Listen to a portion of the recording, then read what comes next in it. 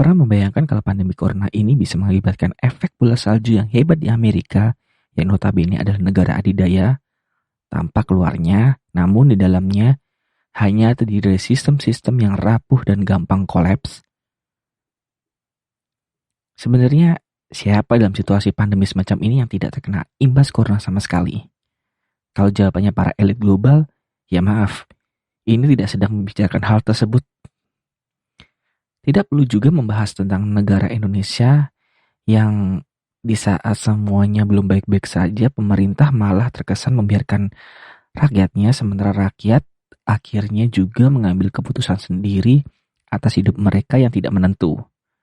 Amerika juga tak jauh lebih parah dari sini. Sempat beredar kabar kalau para pendukung loyal Presiden Trump menyuruhkan bahwa corona itu tidak ada, seakan wabah ini adalah palsu, hoax, dan aturan untuk melockdown sebuah kota demi pandemi ini adalah sifat-sifat yang diajarkan para penjunjung asas komunisme. Sungguh pemikiran yang luar biasa absurd sih. Tapi memang gak aneh juga kalau keseruan semacam ini muncul dari pendukung Trump yang beberapa dari mereka malah terkena corona. Amerika bukan negara yang imun dengan virus corona. Jika kita sering mengikuti data WHO, penyebaran COVID-19 di negara ini justru menduduki posisi paling atas dari seluruh dunia. Kita juga tidak melihat bagaimana ilmuwan-ilmuwan pintar seperti yang diilustrasikan dalam film-film, mereka dengan cepat menangani virus ini. Malah justru para tenaga medis di sana melakukan protes dan mogok kerja karena dua hal. Pertama, karena tidak mendapatkan APD yang layak, dan juga mereka berhenti bekerja karena pendemo yang mengganggu jam kerja mereka. Sungguh sangat ironi. Tidak cuma corona, kini Amerika menjadi sorotan dunia setelah tanggal 26 Mei kemarin. Sebuah tragedi memilukan menimpa seorang pria kulit hitam, warga negara Amerika, tepatnya di Minneapolis, Minnesota, karena efek dari corona dan sistem yang telah membusuk lama yang akhirnya mengakibatkan kemurkaan tidak hanya di warga negara Amerika, tapi juga di dunia. Saya Jacob Julian, saya akan cerita sedikit tentang George Floyd, imbas corona, dan sistem. Malam yang hangat di kota Minneapolis. Kota tampak sepi berimbas dari pandemi COVID-19 yang menyebar ke seluruh dunia. Hanya sesekali kendaraan lewat sebab kota ini tidak menerapkan status karantina total. Meski demikian, tidak berarti pertumbuhan ekonomi kota ini juga membaik. Justru dengan adanya pembatasan jarak sosial, kota ini bersusah payah menjaga kestabilan ekonomi. Sama halnya yang terjadi dengan Conga Latin Bistro, sebuah restoran dan klub dansa bernuansa Latin yang terletak di timur laut Minneapolis. Mereka dengan terpaksa harus memberhentikan sementara seorang pria besar dengan tinggi 6 kaki 6 inci dari posisinya sebagai petugas keamanan. Pria yang selalu ramah dengan pengunjung punya sikap baik ini mendapat julukan karena penampilannya tersebut sebagai si besar Floyd atau Big Floyd. Big Floyd sebelumnya adalah mantan pemain American football dan basket di sekolahnya. Tentu karena posturnya, tak pelak ia menjadi pemain bintang di kedua olahraga tersebut. Bahkan, nama Big Floyd juga ia kenakan sebagai nama panggung setelah ia tergabung dengan grup hip-hop Screwed Up Click. Namun, jalan hidupnya tak selamanya lurus. Tahun 2007, sesuatu mengubah Floyd. Ia terlibat dengan aksi perampokan bersenjata di kota Texas. Ia ditangkap dan pada 2009 ia mengajukan permohonan tahanan atau banding hingga masa kurangannya ditetapkan selama 5 tahun. Di tahun 2014 setelah ia bebas, ia pindah ke Minneapolis. Disinilah ia bekerja sebagai petugas keamanan dan supir truk. Di kota inilah pula Floyd seakan menemukan hidup barunya. Ia melupakan apa yang telah menimpanya. Sayang di tahun 2020, Corona mengambil lagi jalan yang telah ia bangun.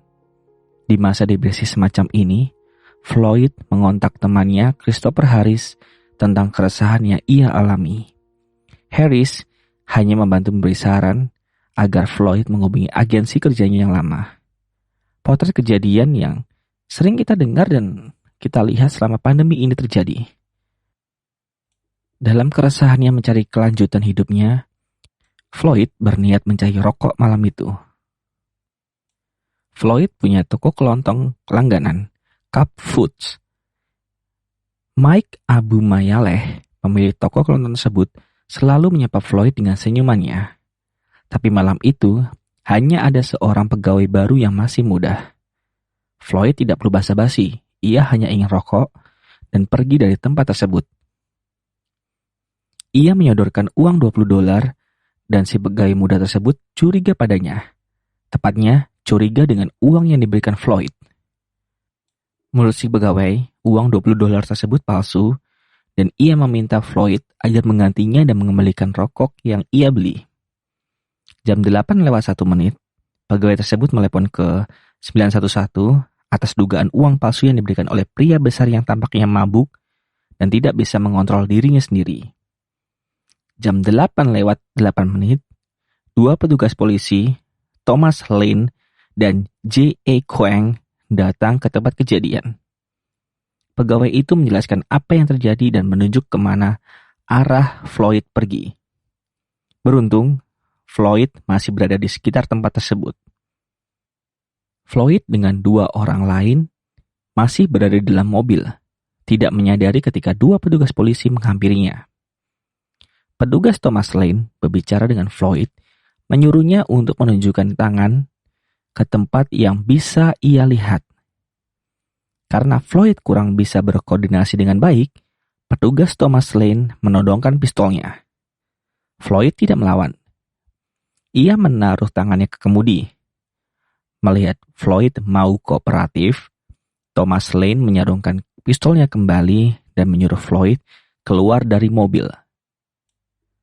Floyd agak melawan saat petugas Thomas memborgolnya dan mendudukannya ke tanah. Thomas Lane menanyai identitas Floyd dan menjelaskan kenapa ia harus ditangkap. Thomas dan petugas Kwang berusaha membawa Floyd ke mobil polisi.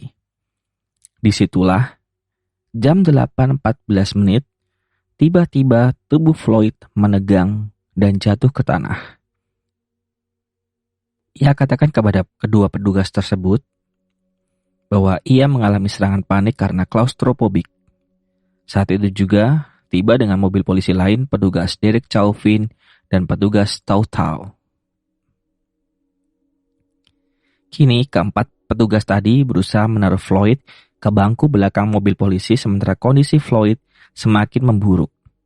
Mereka mencoba menaruh Floyd ke tempat yang berbeda-beda di mobil polisi tersebut, tapi Floyd tak kunjung membaik. Floyd juga sempat mengatakan dirinya tidak bisa bernafas saat berada di luar mobil polisi.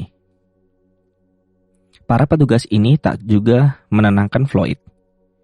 Jam 8:19, petugas Chauvin menarik Floyd dari bangku penumpang. Hal ini membuat badan besar Floyd ambruk dengan wajah menabrak ke tanah dengan tangan masih diborgol. Khawatir agar tidak lari, dua petugas memegangi kaki Floyd dan petugas Chauvin menekan leher belakang Floyd dengan lututnya. Floyd yang tidak bisa melawan hanya bisa bicara, "Tolong, aku tidak bisa bernafas. Mama, kumohon, tolong," berulang-ulang. Petugas Lane kemudian bertanya, "Haruskah kita memiringkannya?" Hal tersebut ditolak oleh petugas Chauvin. Petugas Lane agak khawatir, tapi rekannya Chauvin bilang semuanya akan baik-baik saja. 6 menit kemudian, George Floyd tidak lagi bergerak. Petugas Kwang berusaha mencari denyut jantung di pergelangan tangan kanan Floyd, dan ia tidak menemukannya. Dan para polisi tetap membiarkan Floyd dalam keadaan yang sama selama hampir 8 menit 49 detik. Jam 8:27, petugas Chauvin melepaskan lututnya dari leher Floyd. Ambulan datang ke tempat kejadian tersebut, membawa tubuh Vic Floyd yang sudah tidak bisa bergerak lagi ke Hennepin County Medical Center untuk diperiksa. Di mana 1 jam kemudian, laporan yang keluar dari pihak rumah sakit adalah Floyd telah dinyatakan meninggal dunia. Dan seperti yang kita tahu, kematian George Floyd menjadi pemicu aksi demonstrasi besar-besaran di Amerika Serikat di saat seharusnya jarak sosial dibatasi. Tapi apakah benar kalau George Floyd mati karena kekerasan pihak berwajib? Jika dirunut dari peristiwa di atas, George Floyd sama sekali tidak mengalami tindakan penganiayaan secara fisik. Tapi secara hukum, tentu saja tindakan Chauvin yang menekan lututnya ke leher belakang Floyd yang saat itu sudah kesusahan bernafas bisa dinilai sebagai sebuah pelanggaran berat. Sebagian besar lembaga penegak hukum mengklasifikasikan senjata dan penggunaan kekuatan fisik menjadi 2 kategori besar, mematikan dan tidak mematikan. Pada kenyataannya, senjata apapun atau penggunaan kekuatan fisik apapun dapat menyebabkan kematian ketika disalahgunakan. Tongkat polisi bisa membunuh orang, taser bisa membunuh orang, berlutut di leher seseorang selama 8 menit tentu bisa membunuh orang. Kita tidak perlu lulus dari akademi polisi untuk mengetahui bahwa jika kita menghalangi jalan napas seseorang secara sengaja, mereka pada akhirnya akan berhenti bernafas, dan jika mereka berhenti bernafas, mereka mati.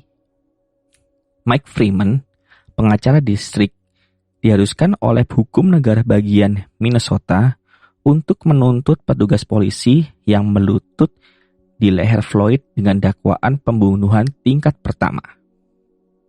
Demikian pula para petugas yang menyaksikan dan gagal melakukan intervensi serta menggantikan warga negara lain dari upaya menyelamatkan hidup Floyd juga harus dikenakan tuntutan yang setimpal.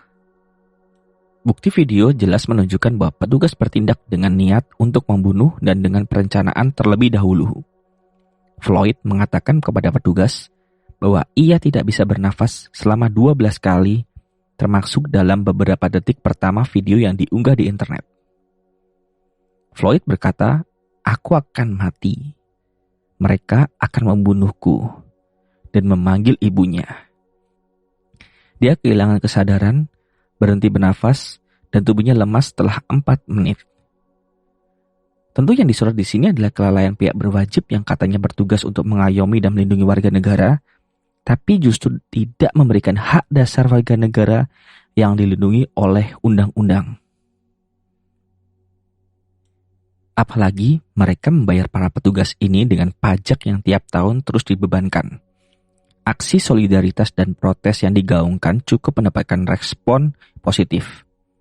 Warga negara Amerika perlu tahu seberapa busuk institusi atas nama keadilan ini.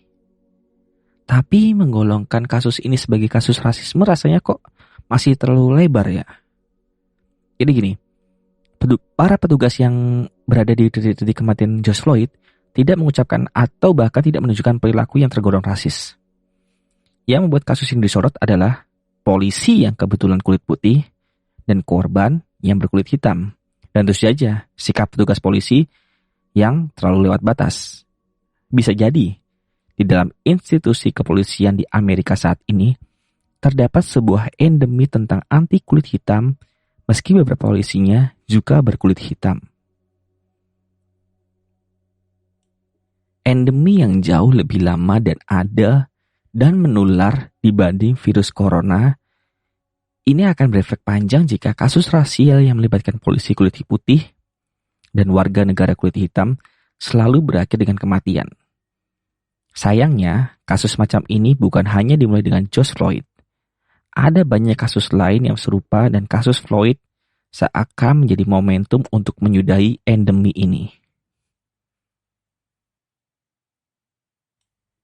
Tentu saja aksi protes bisa jadi dilakukan karena inilah jalan terakhir jika suara rakyat tidak lagi didengar dan selagi jalan masih terbuka lebar. Namun menggunakan aksi seperti ini hanya untuk memprovokasi pihak berwajib sehingga mereka harus menghalau dengan tindakan tegas, juga mencerminkan bahwa para eksekutif tidak turun tangan dengan benar. Para penyambung lidah rakyat harusnya menggunakan momen ini untuk kembali menata ulang undang-undang untuk mengontrol kebijakan penegakan hukum, bukan menunggu letupan-letupan amarah baru di mana kondisi dunia sedang tidak baik. Aksi penjarahan atas nama pembelaan kasus George Floyd juga terlalu agak kejam, di mana para penyuara protes meluapkan kekesalan mereka di ranah yang salah. Aksi protes damai tentu saja bisa dilakukan. Bahkan terekam juga bahwa para polisi yang bertugas menghalau para aksi massa ini justru berlutut di depan para demonstran sebab mereka tahu hukum sedang tidak baik-baik saja. Sikap kesal para pendemo yang akhirnya merembet ke aksi penjarahan ini membuat Presiden Donald Trump juga turun tangan lewat jempolnya di Twitter. Trump dengan tenangnya men-tweet yang kalau diartikan semacam ini. Jika penjarahan dimulai, tembakan dimulai. Tweet ini merujuk dari frase yang dikemukakan oleh Ketua Polisi Miami, Walter Hadley di tahun 1967. Mungkin kapan-kapan saya akan membahas kenapa bisa ada frase semacam ini. Dan tentu saja, usaha yang dilakukan oleh Donald Trump adalah sia-sia dan justru banyak menuai kecaman hingga pihak Twitter sendiri harus memberikan peringatan karena tweet tersebut justru akan memicu kekerasan. Bahkan sebelumnya dalam sebuah konferensi dengan seluruh gubernur di Amerika, Trump mengatakan bahwa para gubernur ini terlalu lemah untuk mengatasi para pendemo. Kalian semua lemah. Kalian harus menangkap orang. Begitu kira-kira kata Trump. Bukan tidak mungkin lagi kalau cerminan sistem yang buruk juga akibat dari cara kepemimpinan yang buruk. Tak pelak, kini lebih dari 75 kota yang melakukan aksi protes dan lebih dari 4.000 orang ditangkap. Sementara jika kita lihat sendiri di sosial media, banyak yang melakukan perlawanannya sendiri dengan memasang foto profil hitam sebagai lambang perlawanan digital. Apakah semua itu sepadan dengan hilangnya nyawa George Floyd? Atau kita menunggu George Floyd lainnya? Kita tidak pernah tahu apakah uang yang dipakai Floyd itu palsu atau enggak. Apakah mengibarkan bendera rasis perlu di kasus ini? Serta fakta ternyata Chauvin dan Floyd pernah bekerja sama di satu kantor. Serta hasil otopsi yang mengatakan bahwa George Floyd ternyata positif corona. Kita tidak pernah tahu apakah kabar itu benar atau enggak. Tapi setidaknya kita paham bahwa ada nyawa yang hilang di kasus ini. Kasus kematian ini bukan hanya soal dakwaan atas penyalahgunaan uang palsu, tapi kasus ini adalah sebuah pemicu bahwasanya sistem keadilan belum merata di negara dengan tingkat rasisme lebih tinggi. Bahkan ada sebuah studi yang mengatakan tingkat kematian orang kulit hitam dibunuh oleh polisi adalah 1 dibanding 1.000. Bisa dibayangkan itu termasuk kemenangan yang cukup besar di negara yang penduduknya lebih banyak daripada Indonesia. Tapi membuat kasus ini sebagai kendaraan untuk merampas hak hidup yang tidak punya urusan dengan hukum juga tidak benar. Tentu saja apa yang dilakukan oleh para penjara atas nama keadilan adalah omong kosong anarki yang belum pada tempatnya. Saya bersimpati dengan kasus ini. Ya dengan korban, juga dengan korban aksi penjarahan yang tidak perlu. Tapi juga tidak serta-merta membuat saya harus menggalang aksi simpati atas George Floyd di negara Indonesia karena ternyata masih banyak warga negara Indonesia yang sama nasibnya dengan George Floyd, namun tidak terlalu banyak atau bahkan hampir tidak ada diekspos oleh media arus utama. Jadi kalau menurut saya mengadakan aksi dengan atas nama Black Lives Matter di Indonesia masih belum relevan dengan banyaknya kasus-kasus ras, suku, agama, sara yang belum tepat ditangani. Tapi kalau mau mengadakan aksi tersebut ya tidak apa-apa, silakan. Tapi alangkah baiknya kita perhatikan dulu saudara-saudari kita yang tertindas, tapi kita malah diam saja gitu. Padahal sih saya sudah berpikir kalau corona ini tuh sudah jadi musuh utama umat manusia, mengesampingkan urusan lain, tapi ternyata manusia tetap manusia. Dan saya di sini juga manusia, dan di sini saya hanya cerita sedikit tentang perbuatan manusia itu sendiri. Terima kasih sudah mau mendengarkan. Saya Jacob Julian. Sampai jumpa. Kamu bisa memberikan komentarmu tentang cerita ini di media sosial saya di Twitter @jacobjulian atau komen di channel YouTube Siaran Tengah Malam Podcast. Jangan lupa like dan subscribe. Terima kasih. Terima kasih. Terima kasih. Terima kasih. Terima kasih.